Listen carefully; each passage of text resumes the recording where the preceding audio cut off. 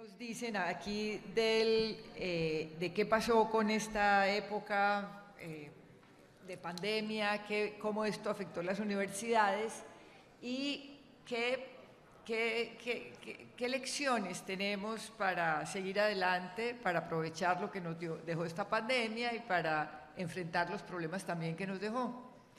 Yo creo que para todos, en general para la sociedad, la pandemia lo que generó fue una aceleración de tendencias que venían, especialmente en las universidades, todos los retos de los cambios tecnológicos, de la necesidad de ser muy adaptables, de la necesidad de responder a distintas realidades.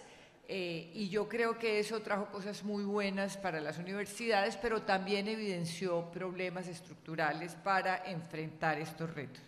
Tenemos un panel, en este momento tenemos aquí a Victoria Galán, que es directora de investigaciones y análisis de la UNESCO, de IESAL, en España. La doctora tiene una amplia experiencia en consultoría en la OSDE, con la OEI, con la UNESCO. Tiene muchas publicaciones,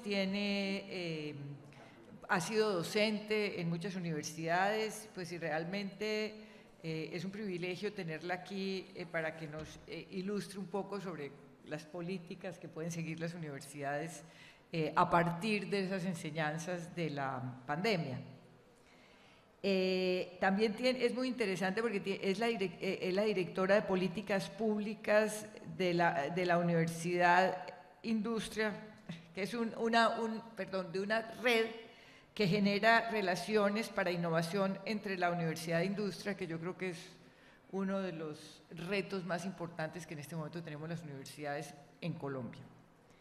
Está el rector de la Universidad Simón Bolívar, el doctor José Eugenio Consuegra, que es médico cirujano, que es magíster de proyectos de desarrollo social, que ha tenido mucho liderazgo en el sistema educativo colombiano, que además ha acreditado la universidad y que yo creo que tiene el punto de vista de lo que pasó un poco en Colombia acá. Así también, asimismo, Joaquín Hahn es el vicerrector académico de la Universidad del Norte, es biólogo de la Universidad Javeriana, es especialista también en proyectos, bueno, tiene muchos estudios y yo creo que también nos puede dar una visión interesante de una universidad viviendo en estos tiempos y de los retos que esto ha implicado. Mariano Jabonero está en el panel, sin embargo, ya va a entrar un poquito más tarde. Mariano es el secretario general de la Organización de Estados Iberoamericanos y además de pues, una amplia experiencia de manejo de cuestiones educativas en UNESCO, en Naciones Unidas, en la OEA y ahora en la OEI, pues también tiene mucha experiencia de haber trabajado muy largo en el Ministerio de Educación de España. Entonces también pensamos y ha hecho una reflexión importante sobre lo que está pasando en la pandemia en educación. De manera que, sin más, le damos la palabra y obviamente empezamos otra vez con las mujeres, a Victoria, para que en 10 minutos nos dé un panorama de lo que ella ve y sobre todo hacia adelante. Es muy interesante porque está ella mirando las tendencias y la innovación. Muchísimas gracias, Cecilia. Es un placer estar aquí con ustedes. Muchísimas gracias a UNIR por la invitación y a Barranquilla por la cálida acogida que hemos tenido. Y bueno, es muy complicado contar en 10 minutos todas las cosas que hay que hablar sobre la transformación que algunos dirán por fin está teniendo la educación superior, aprovechando este shock que ha sido tan negativo para tantas cosas. También ha abierto la puerta al cambio, ha abierto la puerta a que por lo menos la frase de aquí siempre hemos hecho las cosas así ya no pueda ser la excusa que ponían en muchos casos para simplemente ignorar esa necesidad de cambio. Quiero elaborar en estos primeros minutos, antes de después poder comentar en otros puntos, en las preguntas sobre el concepto de calidad sobre el que trata este panel y centrarme solamente en dos relaciones de calidad. Para nosotros, desde UNESCO, no hay calidad sin inclusión y no hay calidad sin relevancia. Entonces voy comentando el tema de la calidad sin inclusión. Nuestro punto de partida es que para poder decir que un programa educativo o que una universidad o que un sistema de educación superior es de calidad tiene sin duda alguna y es un requisito necesario, pero no suficiente, que es que sea inclusiva. Nosotros partimos de la base de que cualquier individuo que tenga la capacidad académica para poder acceder a un programa de educación superior debe poder hacerlo independientemente de otros factores externos y fuera del control de esa persona, como puede ser pues, género, etnia o discapacidad o cualquier otro elemento que puedan y que actualmente, por desgracia, reducen las posibilidades de que esa persona ingrese, progrese y egrese de la educación superior. No es necesariamente una cuestión de mayor financiación, que lo es. Idealmente tendríamos más financiación de la que tenemos, sino es más un tema de tener mayor interés y tener mayor formación de cómo hacer la educación superior más inclusiva de lo que es ahora mismo. Nosotros tenemos como guías los ODS, los Objetivos de Desarrollo Sostenible, el ODS 4, que dice que el acceso a la educación, incluida la educación superior, tiene que ser igualitario. Y aquí hay mucha gente hablando de derecho. Entonces nosotros hablamos de derecho a la educación superior porque lo incluimos o consideramos este derecho a todos los niveles. Actualmente también estamos haciendo un estudio que estamos revisando cómo ocurre esto en los diferentes países porque no lo damos por hecho. De hecho, estamos viendo evidencias de que todavía esto no es así. Entonces, para resumir, quizá comentar que la inclusión es esa necesidad, ese criterio que es necesario para poder empezar a hablar de calidad. Sin embargo, la calidad también está muy relacionada con la relevancia y muchas veces se confunde la relevancia con un concepto muy específico de las necesidades del mercado laboral actual o necesidades técnicas o necesidades de conocimiento. Esto sí, podría ser y de hecho es parte, pero el concepto de relevancia es muchísimo más amplio que esto. Por lo pronto, no son necesidades actuales, sino necesidades futuras. Es decir, si los chicos van a estar en el mercado laboral dentro de 3 o 4 años, si no más, no tiene sentido mirar qué está sucediendo hoy. Esto al final requiere de estudios de prospectiva, hacer talleres con los diferentes actores, ya sean empresas, asociaciones profesionales o actores, para poder llegar, porque no es fácil y muchas veces preguntando no es inmediata la respuesta de qué es ni siquiera lo que van a necesitar en el futuro, pero de alguna forma hay que poder facilitar ese proceso para saber ya qué se va a necesitar en el futuro. Por otra parte, más allá de este conocimiento o estas necesidades o estas habilidades más técnicas, tenemos la necesidad, las habilidades transversales, mal llamadas habilidades blandas. Entonces, estas habilidades transversales es lo que hacen estos profesionales en forma de T, que aparte de su conocimiento de una disciplina, puedan tener una serie de habilidades que le ayuden a no solo conseguir su primer empleo, sino a tener éxito en una carrera laboral, en un mercado laboral altamente cambiante, dentro de una sociedad también altamente cambiante. Aquí estamos hablando de pensamiento crítico, estamos hablando de resolución de problemas complejos, estamos hablando de liderazgo, estamos hablando de todas estas habilidades que nos encantaría ver en todos los profesionales, sean abogados, sean ingenieros, sean doctores, del tipo que sea. Sin embargo, esto tiene que pasar necesariamente por una capacitación docente. No podemos asumir que los docentes saben cómo integrar estas habilidades en su currículum y muchas veces se les pide, sin embargo, necesita esa capacitación para que puedan realmente formar a profesionales en estas habilidades transversales. Aparte de estas, una educación relevante también es una educación en valores. Valores desde la ética, el respeto, la solidaridad. Al final, la educación superior, más allá de formar profesionales, está aquí con un rol cívico, social, mucho mayor, y es la de formar a los ciudadanos del futuro. Entonces, al final queremos personas éticas, personas tolerantes, personas que tengan esa mirada crítica y que participen en procesos democráticos. Todas estas cosas se demuestran que salen de una buena educación superior para no solo garantizar este Estado de Derecho del que hablaban antes, sino que realmente puedan ser personas que ayuden a nuestras sociedades a avanzar hacia los objetivos de desarrollo sostenible. Entonces, ahí está esa llamada a esa labor social de la universidad, muchísimo más allá de la formación de profesionales. Y por último, resaltar también que muchas veces se le habla que las universidades tienen que alinearse con el mercado laboral o alinearse con las necesidades sociales. Está bien y es correcta, podríamos decir, esa necesidad de adaptarse, esa posición reactiva. Sin embargo, nosotros también queremos llamar a un enfoque mucho más proactivo, que la universidad no solo reaccione, sino que la universidad realmente tenga un rol proactivo de darle forma al futuro que queremos todos. Hay muchísimo potencial. Al final es el lugar donde se forman el capital humano más avanzado de las sociedades, y ni siquiera hemos nombrado que es el lugar también donde se hace la mayor parte de la investigación de los diferentes países, la investigación más puntera. Entonces queremos ver una educación superior mucho más proactiva, que no únicamente reaccione, sino que también le dé forma al futuro que nos encantaría ver a todos.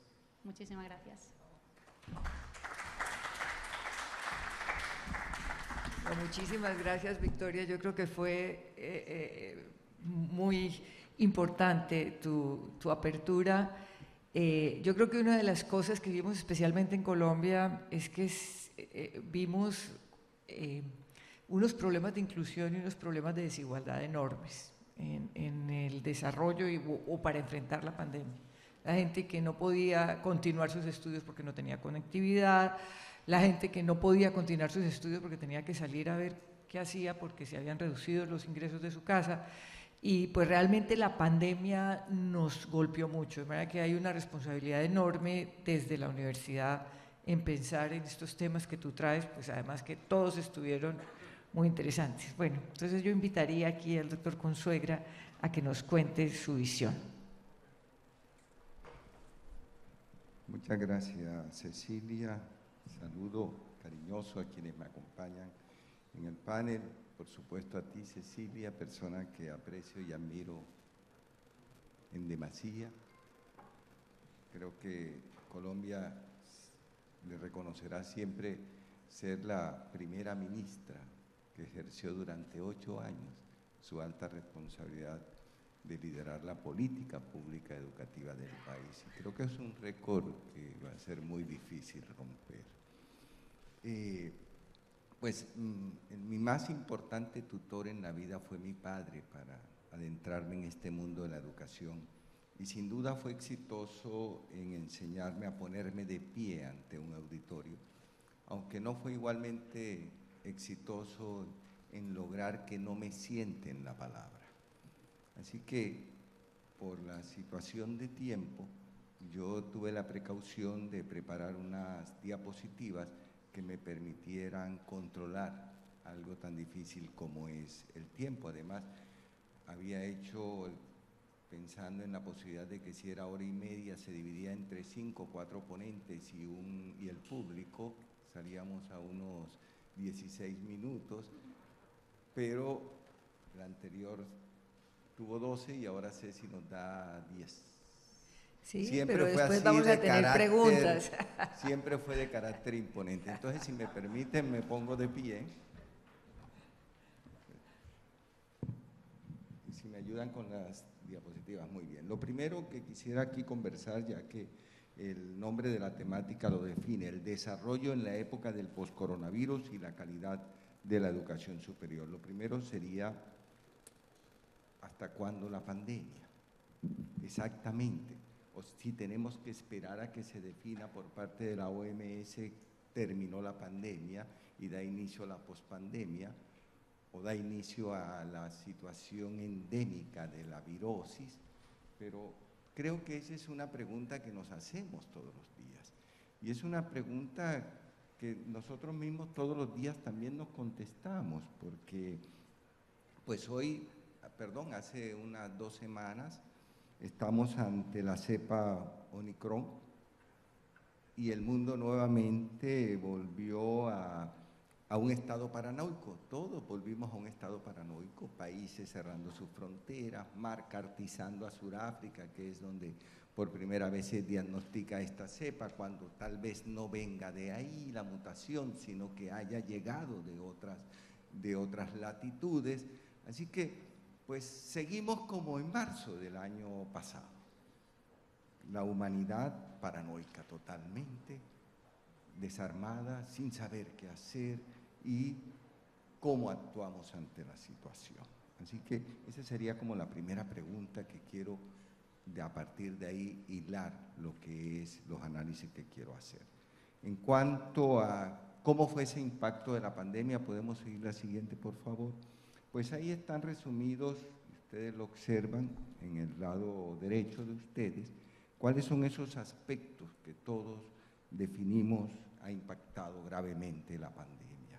Entonces, por ejemplo, según la Comisión Económica para América Latina y el Caribe, CEPAL, en este 2020, el año pasado, el 2020, en América Latina, la tasa de pobreza extrema se sitúa en 12.5% de toda la población y la tasa de pobreza alcanzó el 33.7%. El total de pobres en esta área del mundo llegó a 209 millones a finales del 2020. De ellos, 78 millones se ubicaron en la pobreza extrema. Mire qué situación tan compleja. Igualmente, en el caso a nivel mundial, la Organización Internacional Oxfam prevé que el número de personas en situación de pobreza extrema en el mundo llegue a los 745 millones este año, con un incremento de 100 millones de personas en cuanto a esta referenciación. De acuerdo con la OIT, la afectación por el desempleo fue más intensa en América, menor en Europa y Asia Central. Se trató de una disminución sin precedentes a escala mundial, en el cual se perdieron en 2-3 meses 114 millones de empleos con respecto al 2019.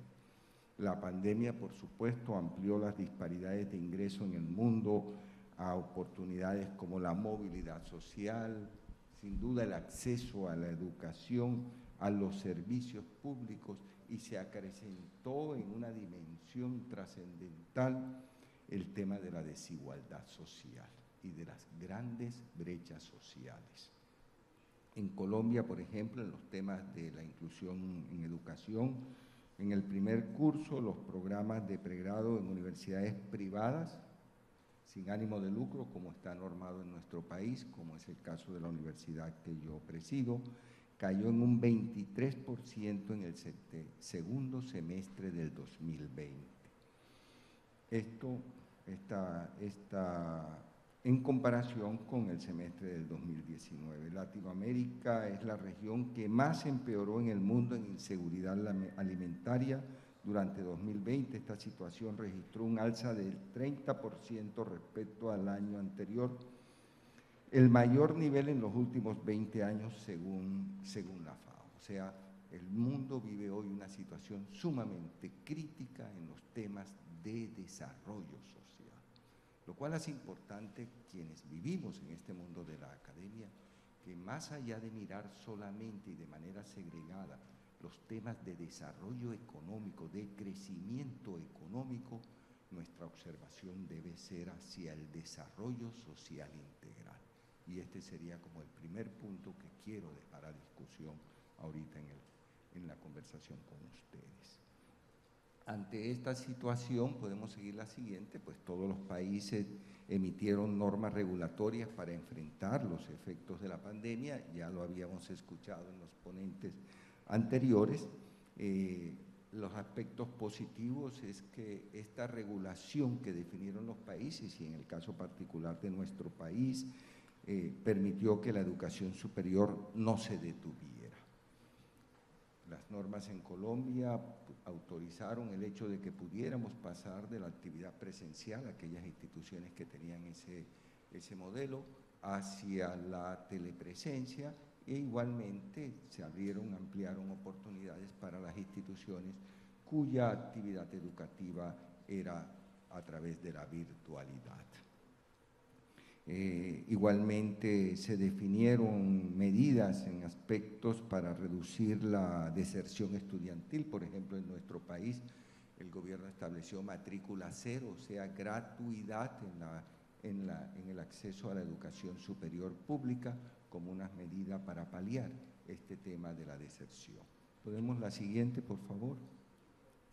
Igualmente, todos reconocemos la importancia que tuvieron las TIC para poder paliar el impacto negativo de la pandemia, y se dio un aumento de la trascendencia de ellas, una nueva racionalización en su utilización y una gran validación de ella, especialmente aquella situación peyorativa que se tenía alrededor de la educación virtual o de la utilización en grado sumo de la virtualidad y de las TIC, pues pudo promoverse al interior de la sociedad, que no significaba una relación directa con una supuesta educación de no alta calidad. Creo que en eso ha sido otra lección aprendida importante, en cual se logra superar esa estigmatización de la educación virtual y se verifica el hecho del impacto trascendente que tiene en las posibilidades de formación con calidad de la educación superior. Podemos seguir la siguiente. Quiero plantear pues en este punto que se necesita una nueva mirada en el desarrollo humano y en el desarrollo de la sociedad. La realidad pandémica o pospandémica, de acuerdo al momento en que nos querramos situar, pues lo exige. Todos los días, cada uno de nosotros lee, escucha publicaciones científicas en la prensa e incluso en las redes sociales. Se promueven, se presentan, se discuten nuevas fórmulas ante los retos de desarrollo social que necesita nuestra sociedad, de desarrollo económico, de desarrollo educativo, etcétera. De esta crisis que nos ha dejado la pandemia. Ustedes conocen, estudiamos esas fórmulas, esos planteamientos, pero yo quiero invitar que más allá de lo meramente crecimiento económico, meramente cobertura educativa, calidad educativa, etcétera, todos esos aspectos que son fundamentales, invitar a pensar en un tema que es para mí sumamente importante, que es en el marco del humanismo, el poder repensarnos en el marco del humanismo, porque esa condición social del ser humano, esa expresividad de humanismo, como la conocemos y la validamos, fue la que permitió a la especie humana desligarse del resto de las especies y lograr esa supremacía que ha tenido en la evolución de los últimos 80.000 millones, en los últimos 80.000 años, cuando se consolida como la especie dominante. ¿Cuáles son esas características? Hombre, sin duda todos cada día las tratamos de hacer florecer en cada uno de nosotros. El de la solidaridad, por ejemplo. Un punto importante. Si los homínidos no hubieran sido solidarios entre ellos, no hubieran tenido la oportunidad de tejer esa sociedad humana y de poder ser prevalente como especie. Hubiera sido imposible. El de protegernos mutuamente era algo necesario. Pues nuestra diferencia era la inteligencia, pero en nuestra capacidad física éramos débil comparado ante otras especies en ese momento que convivían con ser humano, pero fue el defendernos mutuamente, el de ser solidarios, el de lograr trabajar mancomunadamente. Esos fueron factores trascendentales en que hoy, en este mundo de la ciencia y la tecnología, en este mundo que definimos que prevalece el conocimiento, pues creemos que debemos asimilar toda esa utilización y racionalidad tecnológica, dejando a un lado los otros valores que fueron los que nos permitieron crear una sociedad como la que hoy tenemos.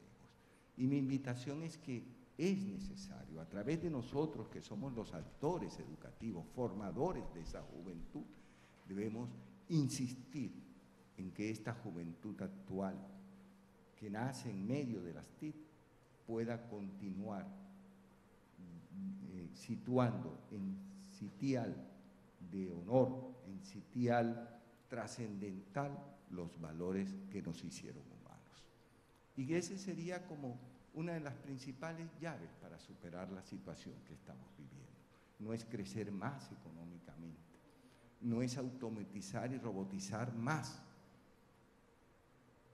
y que eso incide en temas de desempleo, no, es lo que hoy la ciencia nos permite, pero al lado de ello, nuestra condición de ser humano social. Ese es el punto, creo yo, trascendental hoy, en el cual todos los educadores tenemos que ver. Yo seguía con otros aspectos, pero se me acabó el tiempo y en las preguntas tendré la oportunidad de complementar. Muchas gracias, José. Bueno, yo creo que yo creo que la pandemia nos ha hecho más humanos. Yo creo que toda la reflexión que todos tuvimos sobre la pandemia, pues nos hizo más humanos, y yo creo que el punto que tú tocas, José, de que eso lo volvamos, pues una estrategia hacia el futuro, es decir, cómo introducimos todos estos factores y los mantenemos, yo creo que es un punto supremamente importante. Vamos a tener mucho tiempo para las preguntas porque Mariano tuvo que cancelar, pero entonces vamos a oír al doctor Han a ver qué nos cuenta sobre qué es lo que vamos a hacer las universidades a partir de esta pandemia. Muchas gracias, Cecilia. Un saludo muy especial para todos ustedes. Estoy en representación de nuestro rector Adolfo Meisel, quien se encuentra de viaje, y les envío un saludo particularmente afectuoso. Para mí es un privilegio, es un honor poder estar en este escenario acompañado de personas que respeto y admiro tanto y que conocen de la educación superior en Colombia mucho más de lo que yo puedo hacer. Las intervenciones de Victoria y de José, los comentarios de Cecilia son muy ilustradores, muy sabios, y no me queda fácil darle la talla a sus intervenciones. Yo quería compartir con ustedes una serie de sorpresas y de incógnitas en el sentido de compartir experiencias, vivencias de estos 2 años de pandemia y tratar de proyectar algunas cosas hacia el futuro, como lo indica el título del panel. La primera sorpresa que tengo que compartir con ustedes es que en general a nosotros nos fue bien en la pandemia. Es sorprendente.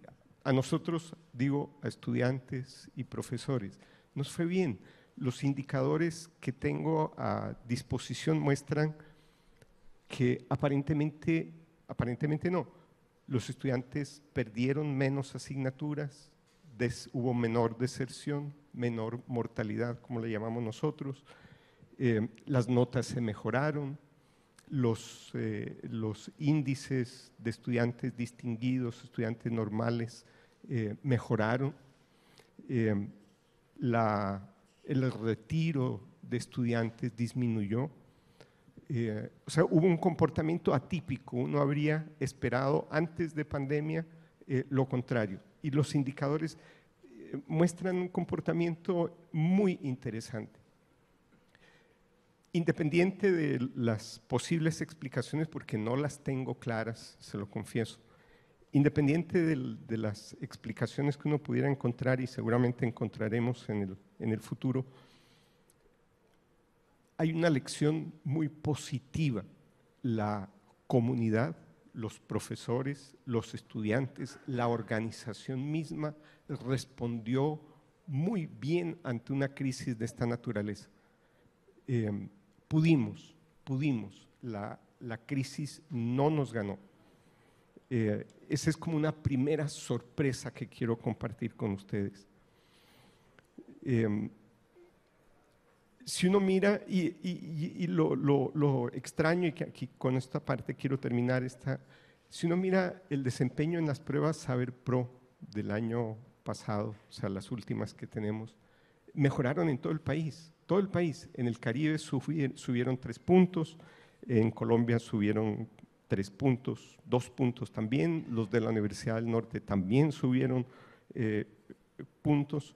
Es decir, pareciera que los jóvenes se desempeñaron mejor en las pruebas de estado en ese año. Vamos a ver ahora cómo nos va este año. De las incógnitas que quiero compartir con ustedes, y son un poco como alertas. Siento, es una sensación, una intuición, no tengo cifras para sustentar todo lo que voy a decir a continuación. Dentro de las alertas sobre las que quisiera reflexionar un poco es esta súbita exposición a la educación remota, esta sensación de que nos fue bien, es también una señal de, digamos, alerta. Todavía no sabemos en el pregrado en Colombia, todavía no sabemos cómo vamos a poder combinar la educación virtual remota con la educación presencial. Siento que la pandemia nos ha ido retirando unos velos que nos permiten identificar el enorme, irreemplazable valor de la educación presencial en el pregrado. No, el posgrado es otra cosa diferente. Yo no encuentro, Victoria, con su afirmación muy certera sobre las habilidades mal llamadas blandas, sobre los valores, yo no encuentro una manera de trabajar eso con los niños que llegan a la universidad. Nosotros recibimos chicos de 15 años, 16 años, 17 años. No encuentro una manera de trabajar eso si no es en lo presencial. Yo no sabría cómo trabajar temas como enfrentar la crisis climática, despertar el interés por la biodiversidad, la solidaridad de la que hablaba el rector Consuegra, si no es con la actividad presencial. Esa incógnita es una de las grandes incógnitas para una universidad como la nuestra. Siento, es una segunda tendencia sobre la que quisiera alertar rápidamente, siento también que ha ido cogiendo fuerza la sensación de que uno puede ser exitoso en la vida sin tener una profesión. Entonces, abundan los ejemplos de venga y haga un curso de programación, que con eso usted se organiza para el resto de su vida. Y los jóvenes, que todos hemos sido jóvenes, como lo dijo un panelista antes, somos facilistas, fuimos facilistas. Si nos dicen que en 6 meses yo me puedo conseguir un buen trabajo, estudiando 6 meses puedo conseguirme un buen trabajo aprendiendo a programar, pues aprendo a programar. Y yo siento que hemos ido minando el valor de la profesión, del significado de la profesión. La tercera alerta que tengo que compartir con ustedes es el tema de la salud mental. Los indicadores que tengo aquí a mano, muestran que claramente la depresión y la ansiedad ha incrementado notoriamente. Se habla de cifras del 25%, 28% en los jóvenes.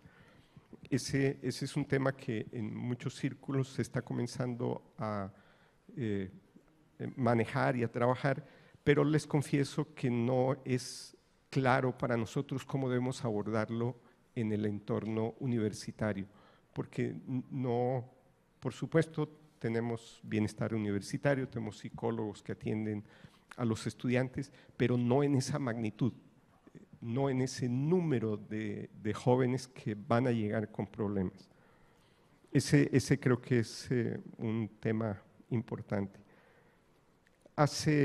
Creo que esta semana los medios registraron un informe de UNICEF, un poco atrasado en el tiempo, con datos del año 2015-2019, que mostraban claramente el deterioro de la educación básica en Colombia.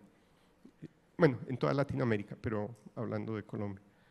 Y la brecha que se está mostrando cada vez más notoria entre la educación pública en los niveles básicos y la educación privada. Esa brecha se ha agravado. Ya es claro, no tenemos información suficiente de las primeras etapas de las pruebas saber en tercero y en quinto, pero sí de las de 11. Y es clara la tendencia a un deterioro. Creo que ahí se van a sumar dos efectos. Un efecto que ya venía antes de la pandemia, un deterioro en la educación básica y secundaria, que se agrava durante la pandemia. Nosotros preveemos que durante 5 a 10 años vamos a estar recibiendo bachilleres con efectos que vamos a tener que superar de alguna manera, sabiendo que lo que no se hizo en primaria cuesta muchísimo más lograrlo en la educación superior. Finalmente tenía aquí otro punto, pero quisiera alertar compartir una preocupación sobre la lentitud en la respuesta.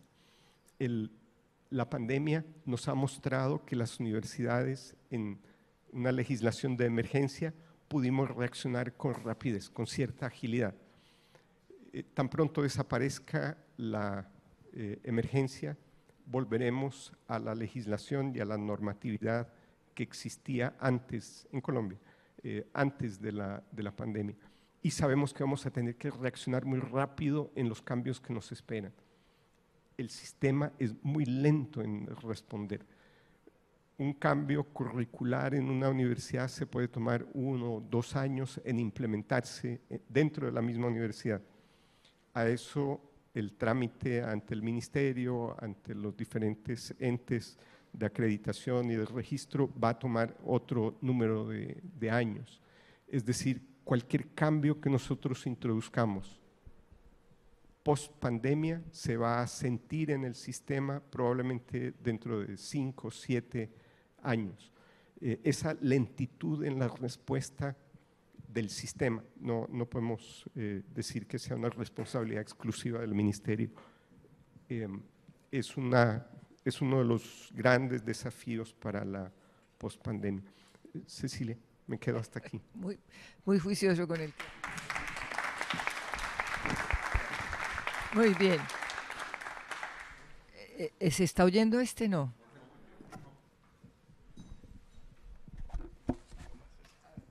No, muy bien, muchas gracias. Yo creo que nos diste un sabor muy desde la experiencia específica de una universidad.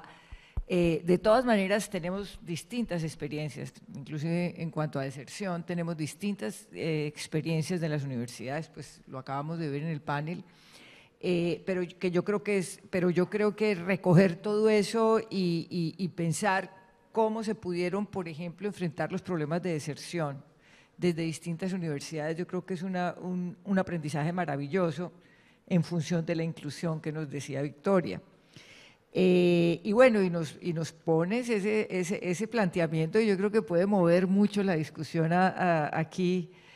Tenemos especialistas en educación virtual sobre de si se pueden o no se pueden desarrollar competencias socioemocionales con una educación virtual. Yo creo que todos somos muy conscientes de que no todos somos para la educación virtual, de que probablemente los esquemas más interesantes van a ser los blended que han desarrollado las universidades, y ahí el gran interrogante es qué tanto podemos desarrollar competencias socioemocionales a través de la virtualidad, que yo creo que es un reto enorme que tiene la virtualidad y que yo creo que de todas maneras lo están pensando, y yo creo que hay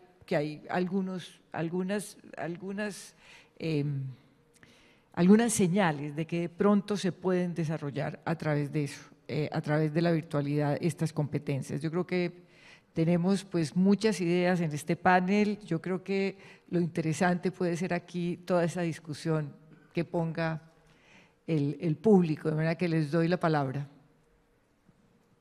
Adelante. Bueno, yo creo que no necesito micrófono. Muchas gracias por permitirme participar en el panel. Quisiera dar una pregunta al doctor Consuegra. Interesante la ponencia que hizo y enmarcarla en el tiempo tan corto que lo hizo.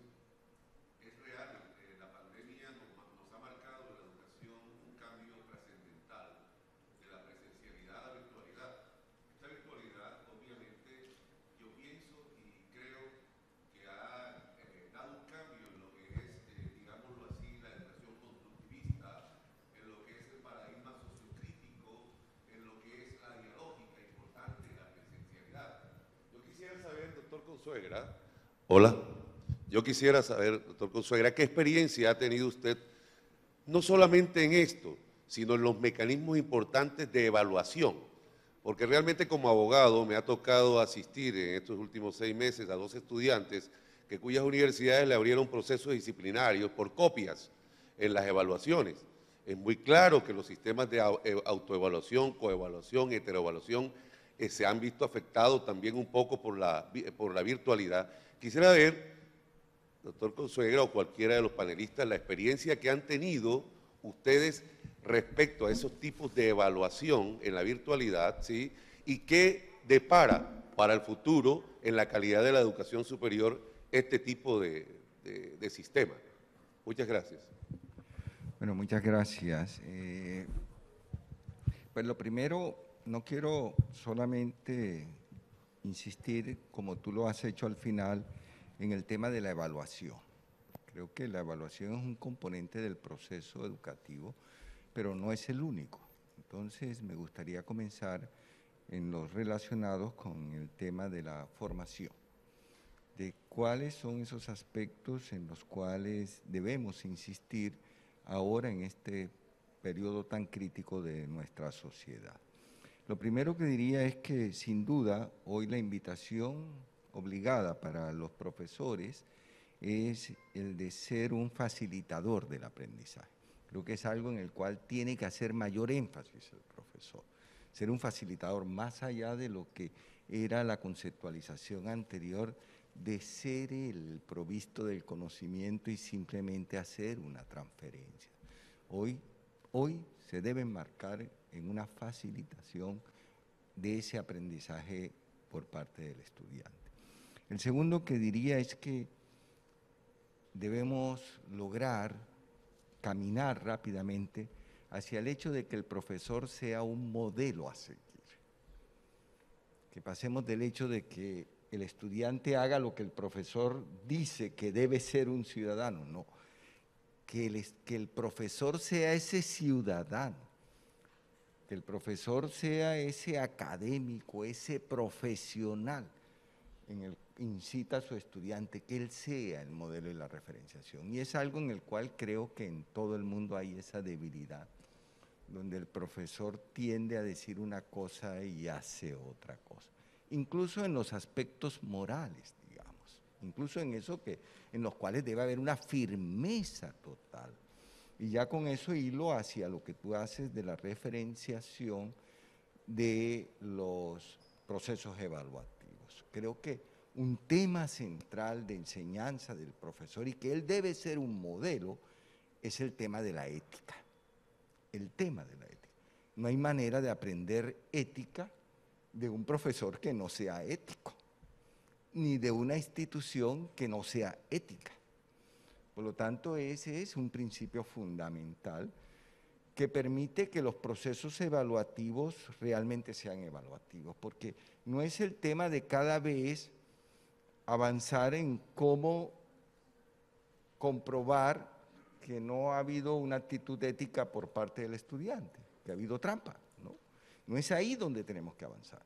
Donde tenemos que avanzar con mayor firmeza es en la enseñanza de la ética, del valor de la ética en los estudiantes, pero siendo el profesor.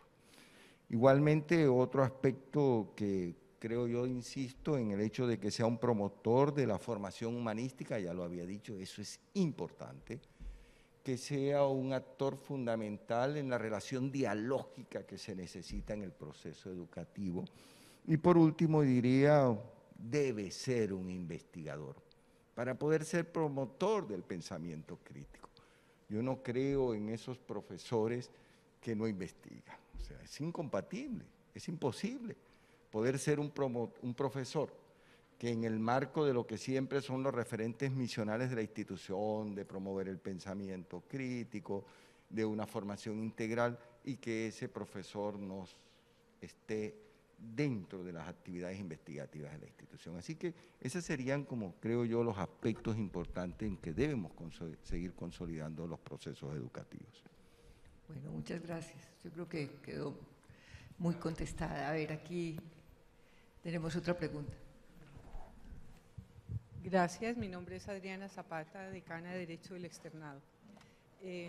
Durante la pandemia tuvimos alguna suerte de flexibilización de condiciones para facilitarle a los estudiantes un poco la vida.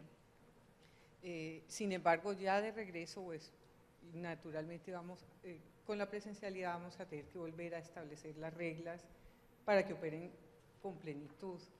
Nos quedó la sensación de que de pronto los procesos de aprendizaje no quedaron tan bien afianzados en los estudiantes. Entonces la pregunta es si existe, digamos, algún tipo de reflexión alrededor de cómo lograr revisar ese proceso, si hay algunas recomendaciones en punto a hacer cursos, algunas cosas que complementen, digamos, ese proceso de aprendizaje vivido este par de años en donde creemos que el proceso educativo no logró tener como la profundidad que solía tener antes, vista la virtualidad. Gracias. No sé si alguno de ustedes dos… Victoria. Gracias, José.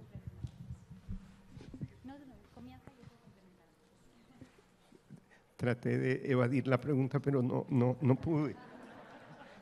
Es una pregunta muy interesante, igual la anterior. Siento que no tengo una respuesta adecuada, es una de esas incógnitas que realmente quisiéramos poder profundizar mucho más.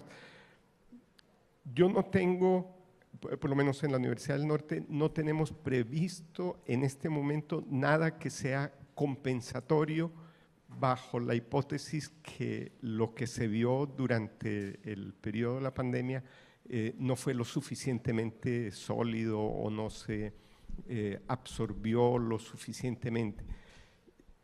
La sorpresa que uno se lleva como educador es que en general a los estudiantes les fue bien, sacaron buenas notas, aprobaron sus cursos, no desertaron en la experiencia de la Universidad del Norte. Así que no hay, digamos, en las cifras, en los indicadores que tenemos, los usuales, no tengo manera de demostrar lo que usted acaba de afirmar. Tengo la sospecha, porque sí, es cierto, y vuelvo a la pregunta anterior con la venia de Cecilia, es cierto que a uno como educador le queda la inquietud, hombre, si les fue tan bien, es que se copiaron todos. Pero pero 12.000 estudiantes copiándose en 4 parciales, 4 exámenes cada uno, en 10 asignaturas al tiempo. Eso sería un fraude de una magnitud masiva que no me cabe en la cabeza. Yo no creo que eso haya sucedido. Que hubo fraude, sí. Que hubo plagios, que hubo trampas, sí, no lo podemos negar. Que no todos los pudimos detectar, ciertamente. Que tenemos que modificar los procesos de evaluación, por supuesto. Por supuesto, es uno de los grandes aprendizajes, como lo decía el doctor Consuegra. Yo he hecho el mejor intento por responder su pregunta. No estoy seguro de haberlo hecho, por eso le paso la palabra a Victoria, que seguro sí tiene una buena respuesta. Esa es mucha presión cuando una no tiene una respuesta. Intentaré complementar solo un poquito para decir que nosotros estamos actualmente evaluando si verdaderamente ha habido pérdidas de aprendizaje y si es así, de qué tipo. Y una respuesta siguiente será entonces qué tendríamos que hacer al respecto. Sin embargo, hay días en los que creemos que hemos salido de la pandemia y que es momento de evaluar, y hay días en los que decimos, no, si es que eso no ha terminado. Entonces, tampoco tiene mucho sentido, o sí, pero evaluar ahora mismo con qué criterios sí este curso académico también está presentando ya muchas dudas. Nosotros hemos venido siguiendo la apertura y la forma de dar clases, y ha sido totalmente online, híbrida, en distintos países de América Latina, y los cierres que ha habido aquí de universidades durante tantísimos meses no se han visto en otras partes del mundo. Entonces, algunos se están abriendo, pero vemos que se abren algunos programas, a veces se abren las partes prácticas, ¿no? Un laboratorio, pero todavía las clases presenciales se siguen dando desde casa. Entonces, también debido a la gran diversidad que nosotros desde UNESCO nos encontramos sobre lo que se ha estado haciendo, para nosotros también es muy difícil evaluar cómo se ha aprendido más, cómo se ha aprendido menos, porque habría que hacer un cuestionario muy detallado sobre qué carrera ha estudiado, dónde, cuánto tiempo ha estado cerrado, la calidad de la educación online que han tenido, porque también ahí hay mucha variabilidad. Entonces, para saber qué tendríamos que hacer, tendríamos que saber qué ha pasado. Y para saber qué ha pasado, con una aproximación vemos que ha sido tal la diversidad que incluso nos cuesta ver cómo tenemos que preguntar para poder sacar las conclusiones. Entonces, es un work in progress. Estamos ahí, me encantaría tener una respuesta, pero primero tenemos que tener un poquito de más información para saber qué habría que hacer después. Disculpa que tampoco tenga una respuesta final. Tenemos que verificar tus intuiciones. A ver, José me había pedido aquí un complemento y Manuel después tiene una pregunta o una reflexión. Muchas gracias. Solo complementar con una experiencia muy particular al interior de nuestra universidad y que creo que sirve como ejemplo, puede ser.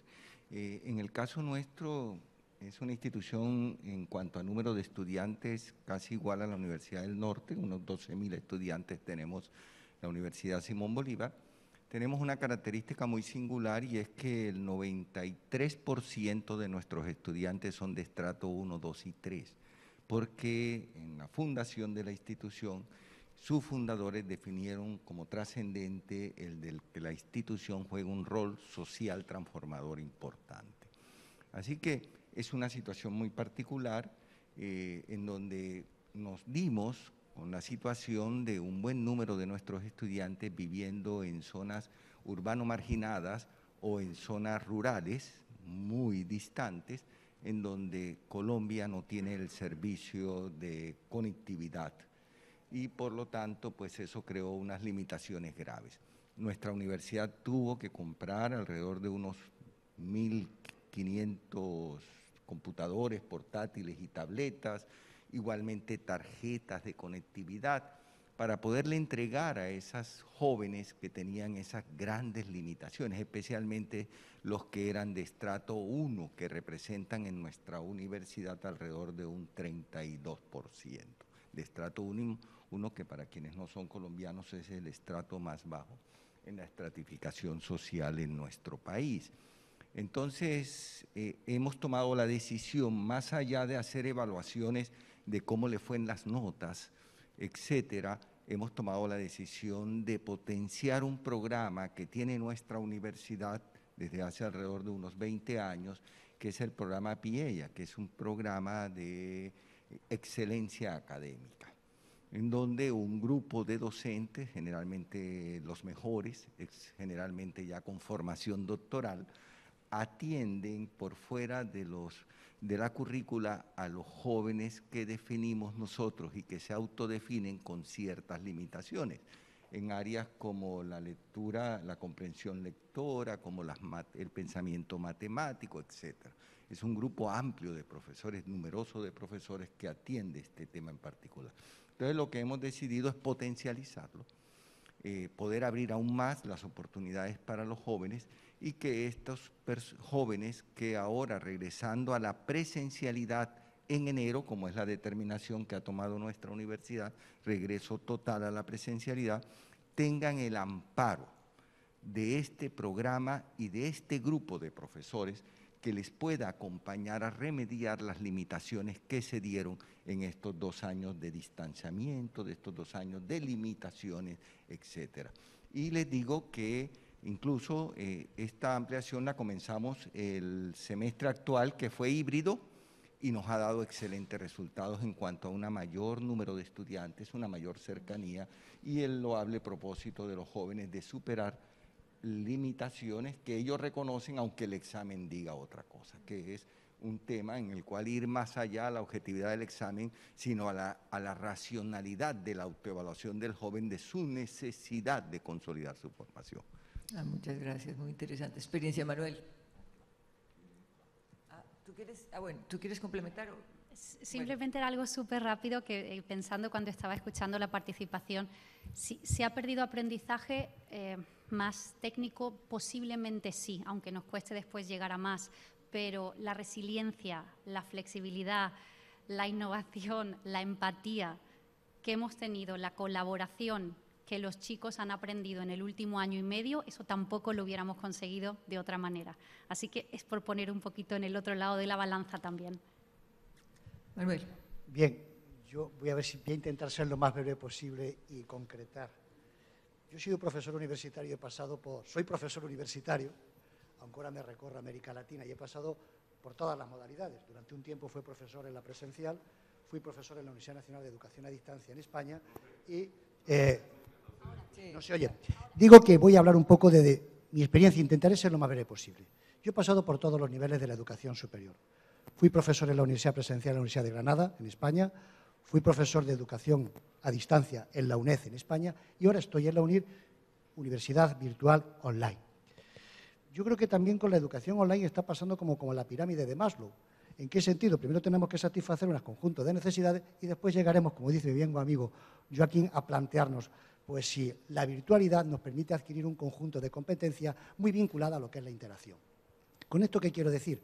Antes de la pandemia, la educación online pues era una educación en buena parte de los países latinoamericanos considerada de segundo nivel, pero estaba desempeñando un importante papel, un instrumento para corregir desigualdades sociales, porque estaba llevando la formación a espacios, a escenarios, a personas que de otra manera hubiesen quedado excluidos. Me estoy refiriendo a todo un conjunto de profesionales que habían quedado anquilosados, que habían quedado oxidados en lo que aprendieron en un momento determinado. Yo me enorgullezco de haber montado un máster en la Universidad Internacional de La Rioja, máster de intervención social, por el cual han pasado más de 3.000 trabajadores sociales de América Latina, personas que aprendieron pues, a tratar la violencia de género, los problemas de familia, de pobreza y exclusión social, en un momento que actualmente tiene otros perfiles diferentes. Pues bien, antes de la pandemia, permitió que la enseñanza online, y lo sigue haciendo, conciliara vida laboral y vida familiar. Después, creo que durante la pandemia, para mantener vivo al muerto, que era la universidad, porque si no había que cerrarla, se empezó a hacer una enseñanza online donde las plataformas Zoom, Google Meet, Teams, pues sirvieron para eso, mantener vivo el muerto. Personalmente no creo que eso sea enseñanza online, es sencillamente una forma de mantener vivo el cadáver, porque estábamos cerrándolo todo por tema de la pandemia. La enseñanza online, personalmente, y hablo desde la experiencia de una universidad como es UNIR, con la cual tenemos muy buena relación con Uninorte, con la Universidad Simón Bolívar, con la Universidad de la Costa, con la Autónoma del Caribe, en Ecuador también con muchas universidades ecuatorianas. La enseñanza online, lo he hablado con el profesor Consuelo y con Joaquín hace una semana, requiere en primer lugar una capacitación del profesor. El profesor online no es el profesor de la enseñanza presencial. De ahí que una de las grandes labores que está realizando UNIR, y permítanme que lo diga en este congreso, es capacitar a muchos profesores universitarios en competencias digitales, en la elaboración de contenidos digitales. También es cierto que muchos están abandonando el barco. Tengo muchísimos compañeros que dicen, yo no quiero ser online, quiero seguir siendo analógico. La enseñanza online también requiere otro elemento fundamental, que son unos materiales que permitan el autoaprendizaje. No son 4 PDFs colgados en la plataforma, sino una universidad que se plantea hacer enseñanza online de calidad tiene que tener un departamento de elaboración de contenidos de primer nivel que favorezcan ese autoaprendizaje. En tercer lugar, una enseñanza online de calidad requiere un acompañamiento. Es decir, el gran peligro de la enseñanza online es que hay gran deserción porque el alumno está solo. Pero pensemos, los perfiles de alumnos son diferentes. No es lo mismo el perfil de los 18-24 años, no es lo mismo el perfil de infantil y no es lo mismo el perfil del profesional, pues señores, que hizo su pregrado hace 10 años y que a lo mejor tiene que actualizar pues toda una serie de competencias, leyes, legislación, etcétera, etcétera. Es clave la figura del acompañamiento. En UNIR hemos sido exitosos, me lo van a permitir, porque me siento muy orgulloso. De cada 10 alumnos, 8 de nuestros alumnos terminan en tiempo real. Y no somos una universidad fácil, y no somos una universidad que esté regalando títulos, ni muchísimo menos, con todos los controles de calidad de la ANECA española. ¿Dónde está el secreto? En el acompañamiento que hacemos al alumno. No está solo. Tenemos un ejército de casi 900 tutores que siguen al alumno en todo momento, contactan con él, se preocupan por su situación personal, son sus ángeles de la guarda. Muchos podrían decir en un sentido negativo, es como una especie de gran hermano. Sí, me lo van a permitir, el alumno que hace enseñanza online es como un ratón en el laberinto. Deja rastro, deja huella y en consecuencia se le puede hacer toda una ayuda, toda una actividad de refuerzo. Claro, este es el modelo que nosotros hemos implementado. Yo, por ejemplo, cuando me paseo por América Latina, bien lo sabe Rafael Puyol, bien lo sabe Luis Usera, me reúno con muchas universidades y lo que está haciendo UNIR en estos momentos es todo un programa de relacionamiento con universidades hermanas para ver cuál ha sido nuestra experiencia. Y estoy de acuerdo con Joaquín, pues con que hay toda una serie de competencias en las que es necesaria la interacción humana.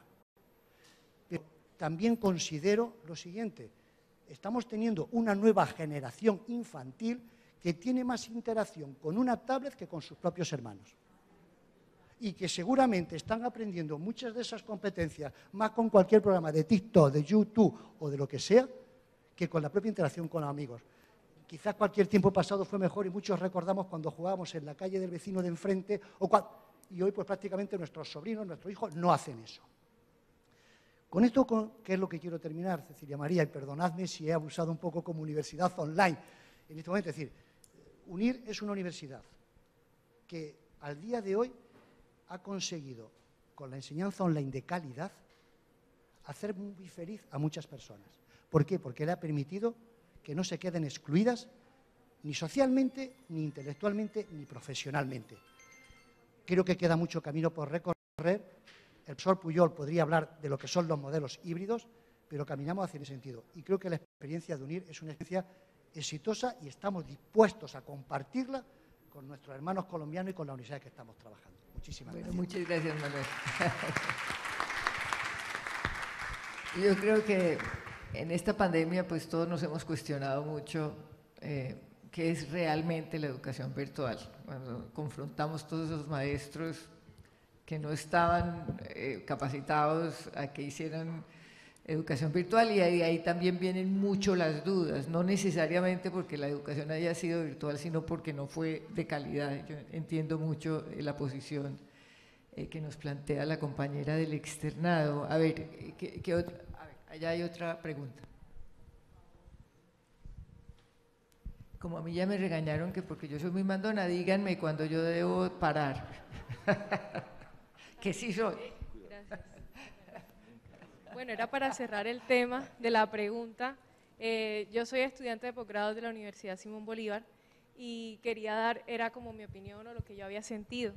Y es que eran dos temas, se dividen en dos. Infraestructura, que es lo que hablaba el doctor Consuegra, y los mecanismos de seguimiento, que creo que era la pregunta que ellos hacían. Y a nosotros hemos tenido, ha sido muy cercano, porque todos los docentes nos preguntan que si de esa forma estamos entendiendo. Y todos los que nos han tocado son investigadores. Entonces ellos nos hablan desde conceptualmente, desde textos, nos envían material de apoyo antes de las clases para nosotros estar preparados, tener preguntas, realmente contextualizarnos antes de hacerlo. Pero también si no entendemos de alguna u otra forma, nos preguntan ¿qué podemos hacer? Profesor, ejemplos, tenemos material didáctico, videos, ejercicios, aunque estemos virtual, de una u otra forma intentan hacerlo lo más humano posible. Entonces yo digo que el proceso de seguimiento podría ser eso, la pregunta que ellos mismos nos puedan hacer. Igualmente también tenemos un apoyo del sector informático, que es que siempre nos están haciendo encuestas en la página de la universidad, en las observaciones que nosotros podemos dar. E inmediatamente a la semana siguiente eso se da, o sea, es como, es circular, la información se vuelve circular y nos permite a nosotros realmente decir cómo podemos entenderlos y que ellos realmente acaten eso mediante las capacitaciones que ellos mismos les dan. Entonces digo que el proceso de seguimiento a la calidad de educación podría ser ese, la pregunta. Muchas gracias. Entonces, Luis, me dijeron, ¿ya o tenemos tiempo de más preguntas? 3 minutos. ¿Hay alguna otra pregunta? La última pregunta. Gracias. Soy Cecilia Di Mate, decana de la Facultad de Educación de la Universidad Externado de Colombia, también decana.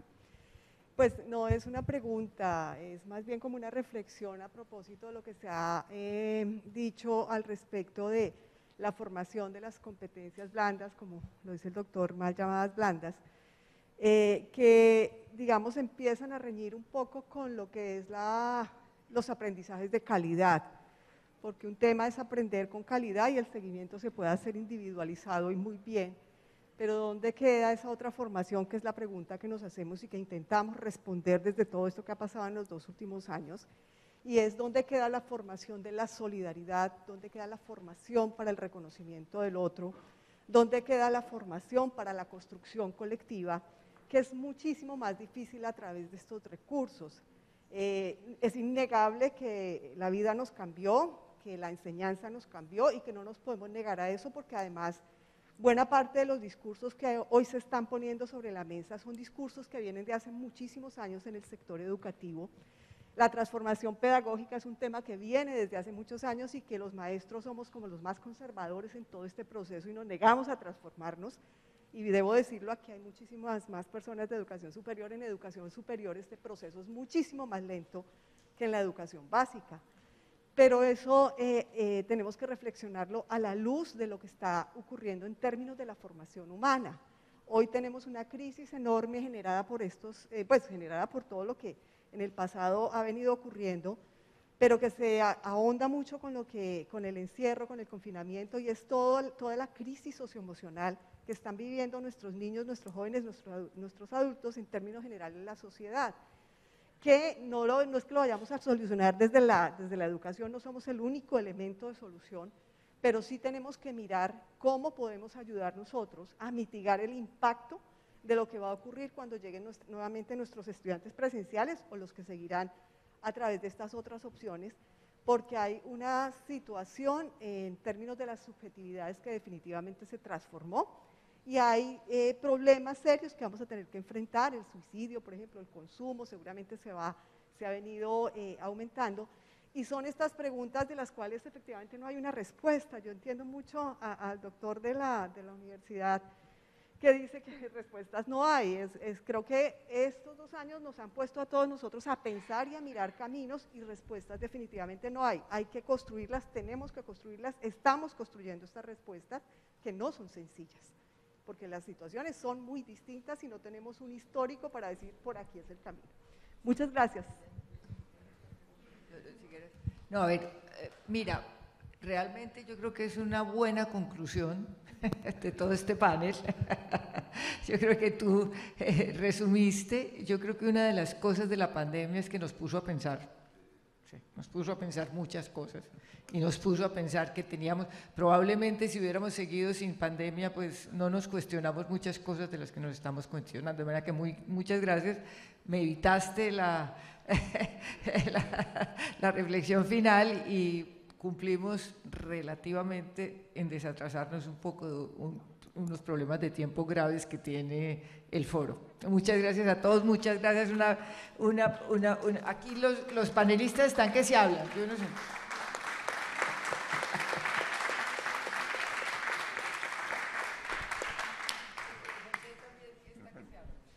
Bueno, solo quiero cerrar lo que ha dicho Cecilia en lo siguiente. Mire, antes de llegar la pandemia, parecíamos dos equipos en confrontación. Por un lado, los que estábamos totalmente comprometidos con la educación presencial y por el otro, los que estaban con la virtual. Y creo que la pandemia nos dio un jalón de oreja a ambos, en cuanto a invitarnos a dialogar propositivamente.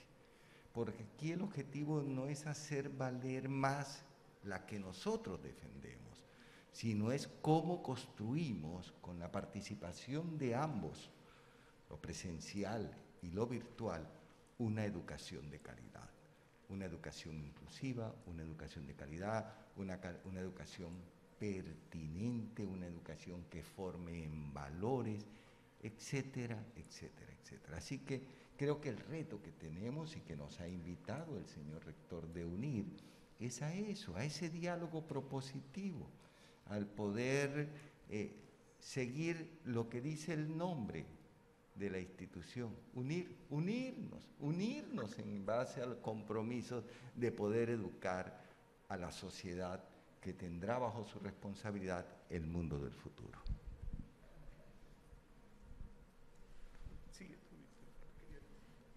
Muy brevemente, solo decir que me ha alarmado un poquito cuando he escuchado de decir, bueno, como ya estamos terminando, vamos a terminar, nos encantaría terminar la pandemia, vamos a volver a los modelos tradicionales. Por favor, no. Por favor, no. Estamos en un momento en el que tenemos la oportunidad de repensar, de reinventar y de crear. Es la excusa perfecta que siempre hemos querido.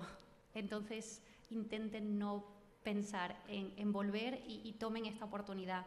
Y ustedes, si pueden, dentro de sus universidades, reflexionen, inviten a los profesores, inviten a los estudiantes, inviten a todo el personal y abran su universidad a recibir la opinión del sector privado, de la sociedad, del gobierno, por supuesto. La autonomía universitaria, la libertad de cátedra, eso está ahí, sin duda, pero escuchen y repiensen y reimaginen e intentemos no volver a los modelos tradicionales de los que tantas décadas llevamos quejándonos. Gracias, Victoria. José y Cecilia y Victoria han hecho una síntesis magnífica y ya no me queda nada que agregar. A mí se me olvidó algo muy importante, Cecilia, al principio, y fue agradecerle a UNIR la invitación. Se nos olvidó a todos y queremos que sean nuestro vocero. Listo. Gracias. Manuel, muchísimas gracias. Muchísimas gracias a los colegas de UNIR por organizar estos espacios. Cecilia, tú que presides el consejo, muchísimas gracias. Es uno de los primeros y de los muchos diálogos que vamos a tener que tener las universidades que fuimos 100% presenciales, como muy bien lo ha dicho el doctor Consuegra, y que ahora tenemos que transformarnos. Este diálogo hoy, el primero, que no sea el último, me ha enseñado muchísimo. Quiero dejarles una reflexión de profesor. Ustedes vieron el entusiasmo, la energía, el carisma con la que Manuel nos transmitió en su intervención presencial, que se llevó el aplauso unánime y eufórico de todos nosotros. Yo me pregunto, ese tipo de intervenciones, Manuel, con tecnología no habría sido posible. No habrías ganado tantos aplausos si lo haces de manera virtual. Entonces hay un enigma en el fondo de la formación del ser humano al que estamos enfrentados. Yo les confieso, lo que más extraño son los abrazos.